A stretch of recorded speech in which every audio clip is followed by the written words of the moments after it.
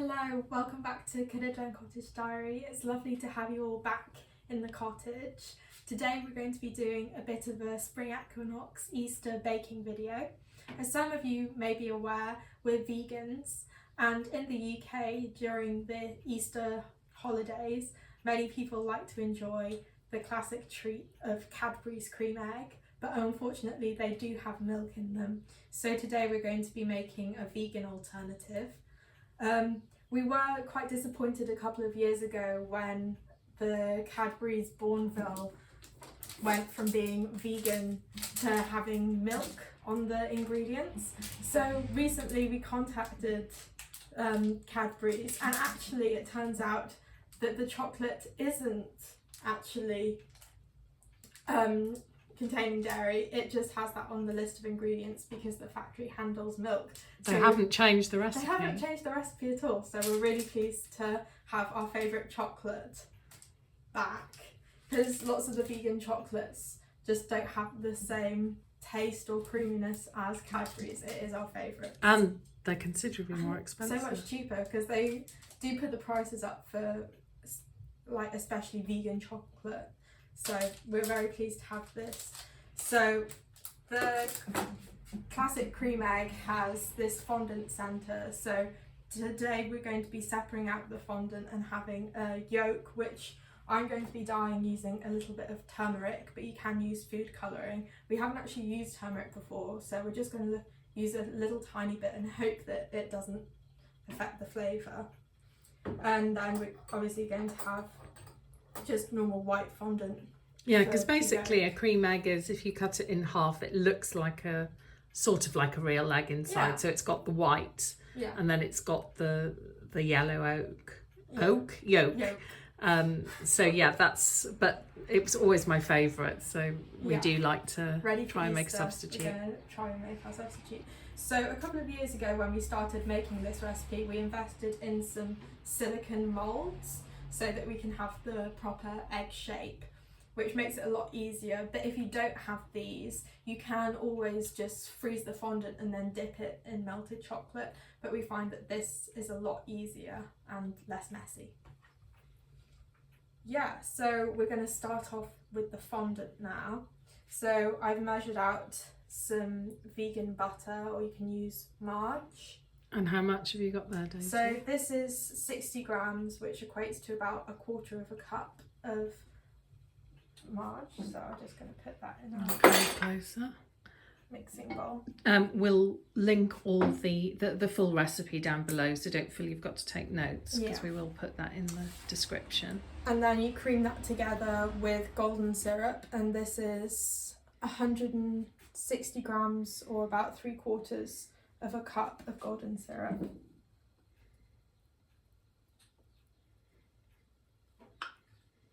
We've been waiting for a nice dry light day so that we didn't have to put the lights on. We've been waiting and waiting because we had wanted to film this ready for the spring equinox, which is when we like to start having our treats. But we ended up realising that the dry light day was not going to come anytime soon, so we've excused the lighting. So yeah, you just cream. I'll come in a bit. Them both together.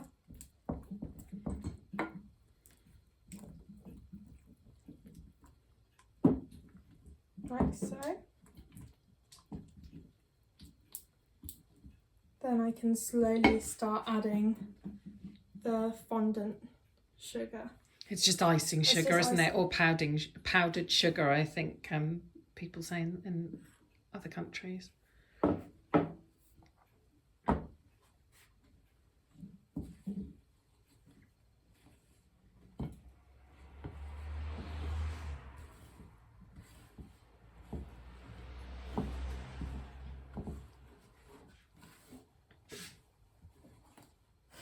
I love working with icing sugar. It makes the air taste sweet.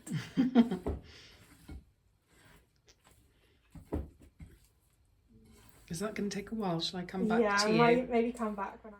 Hello, so we're back after a couple of minutes of stirring in the 3 cups of icing sugar, and miraculously it stopped raining, so we can turn the lights off for a minute. And now it's time to add just over half a teaspoon of vanilla extract.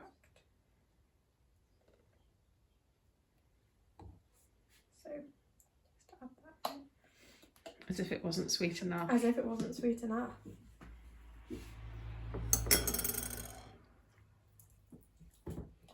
And now coming up is the exciting bit of separating the mixtures. So let me just come in closer. So you can see It's like nice a cake and batter, thick. really, isn't it? That's the consistency at the moment, isn't it? Yeah. But we do like to add a bit of plant milk just to have it a little bit runnier, because those that have tried Cadbury's cream eggs, they do have a bit of a... They're not just solid, are they? No. They've got a bit of a runniness to them. So what I'm going to do now is I'm going to take about 6 teaspoons of the mixture out, just for the yolks of the eggs. I mean, it is a bit that the original mixture is a bit yellower than the original, isn't it? I suppose because of the golden syrup. So now we've got the yolks, and that would be the whites. So now I'll just add in the tiniest pinch of turmeric. Oh, I think that's more than enough. Hopefully it shouldn't flavour it. I'm intrigued to see how this turns out. I might not do all that much. No. Dare we add more? No, I don't think so. We used to add the food colouring, you know, to sort of make it very authentic. We prefer not to add colourings really these days, but okay. So you would have to, if you were really determined to yellow it, you would have to add more turmeric than that. Just try a bit. Has it altered the flavour at all? No. Yeah, I mean, it would be up to you if you wanted to add more and have an authentic sort of egg-looking product, or I would just be so I would either add food colouring or just be prepared that the flavour would be altered with the amount of turmeric you'd have to put in. I really thought that much would have coloured it. I think because it's sort of slightly yellowy tinge anyway, that it's not showing up the same. Oh well, it's not going to be quite as impressive to look at. Yeah. But trust us, it's delicious anyway. So delicious. If you like cream eggs. So what we do now is we separate the mixture into however many eggs we want to make. So I'm planning to make 6 today, and then you just roll them into some fondant balls, and then I'm going to put them in the freezer for a couple of minutes just to firm up so they're easier to work with. So I'll do my best to demonstrate one, and then I will leave you because it is a bit of a messy process.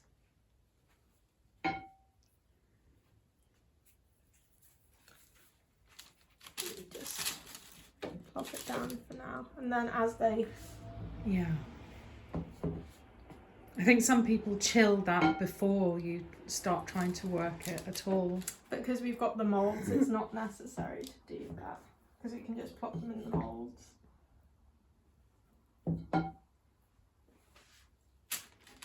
Oh, sun's actually coming out. I'm just going to show you the page of it while Daisy's doing that. I'm just going to show you the page of this beautiful book.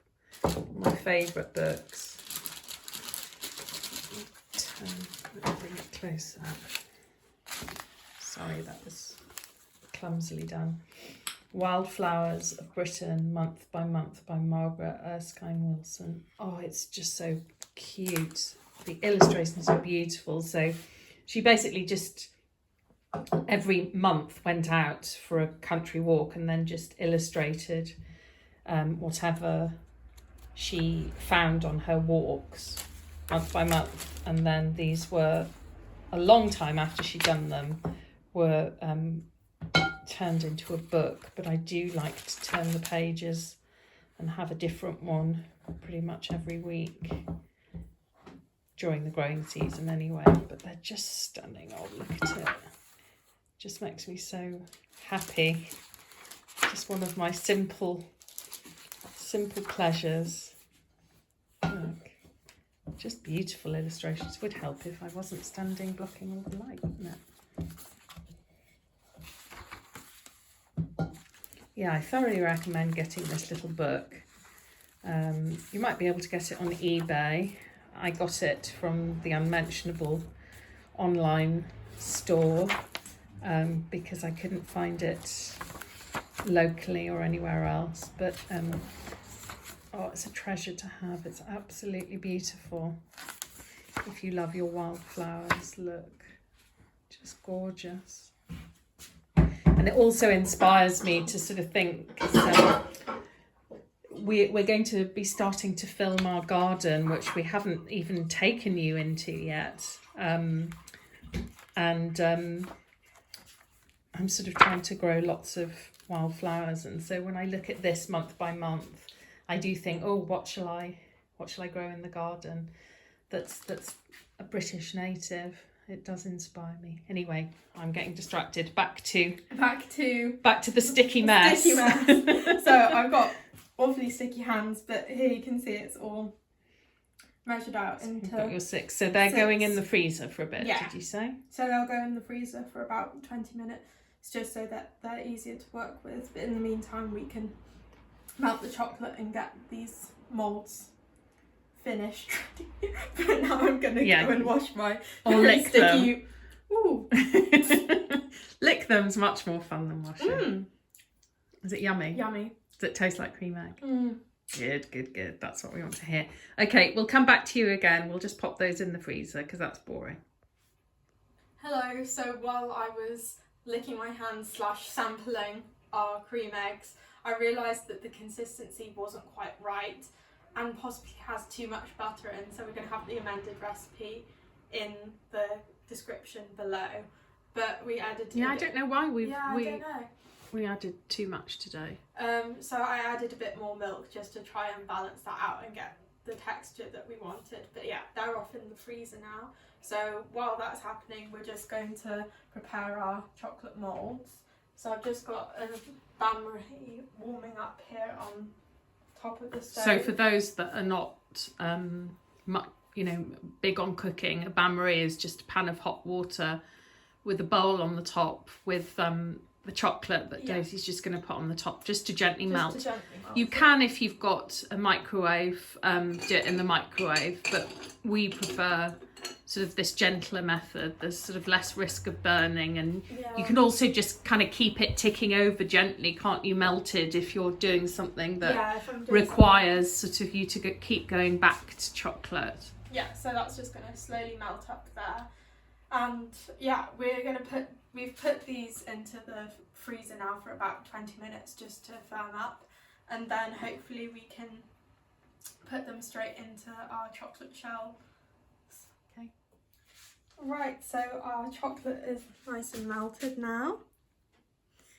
Delicious. And now it's time to put them into the moulds.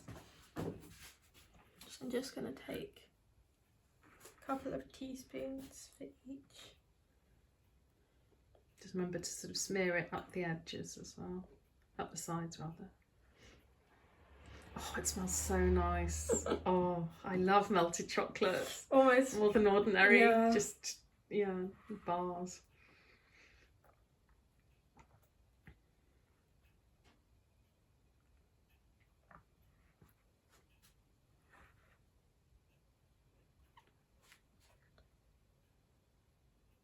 Oh, yum.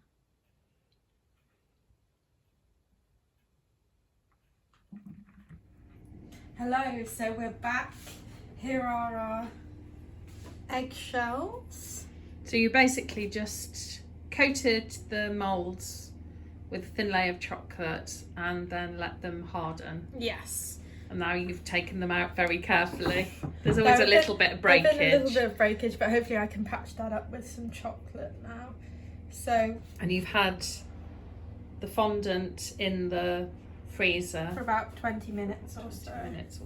So now what we do is we just take our little ball of fondant.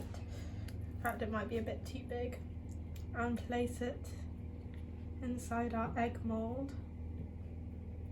Like so. Let's try and squeeze it in. So as we say, if you have, don't you need more than that, do you? That's our... Both sides? Yeah, no? that's our... Oh right, and then you just go put the chocolate in. Gonna... Yeah, so if you did use food colouring and made little orange fondant bits to go in, it would look more egg-like inside, wouldn't it? Yeah. And then we got our little egg, and then I'll put that just in the fridge again just to harden up. But yeah, it's a bit of a messy process, but it's fun, and it would be perfect if you have children at home to make these Easter eggs, maybe as gifts. Yeah, and if you wrap them in foil or something, they're ones that you could dot round the garden, isn't it, for egg hunts.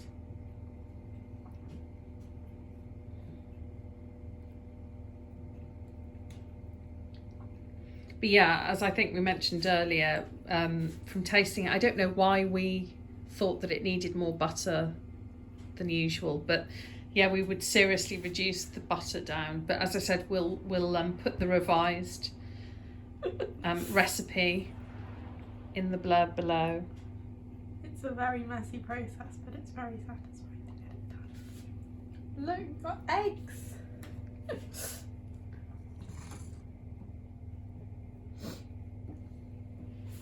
Well, and vegan Easter eggs in the shops, certainly in the UK, are really expensive, and the chocolate is normally really poor grade chocolate, isn't it, Daisy? Yeah, or it's just dark chocolate. You can get good very chocolate. bitter. Yeah, but for milk chocolate. Well, this isn't milk. This Bourneville is considered dark chocolate, but it's the creamiest and most milk chocolate tasting dark chocolate, if that makes any sense at all.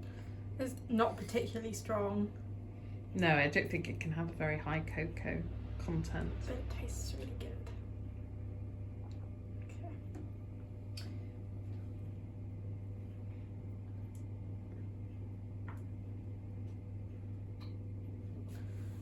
So we'll come back to you when we do the Dish really them fun up. bit, the tasting. Yeah.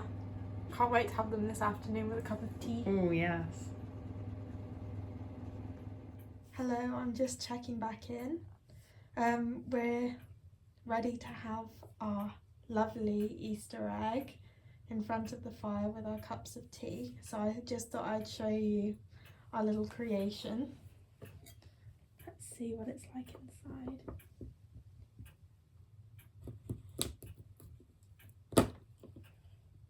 Oh, lovely. That looks very, very much like the original cream egg. Oh, I'm excited to try. Delicious, can't wait. Anyway, I hope you've enjoyed the video, and as I said, we will link the full recipe in the description box below. And if you do end up trying it out, please let us know what you think. Thank you very much, and we'll see you in the next video. Thanks for watching. Bye.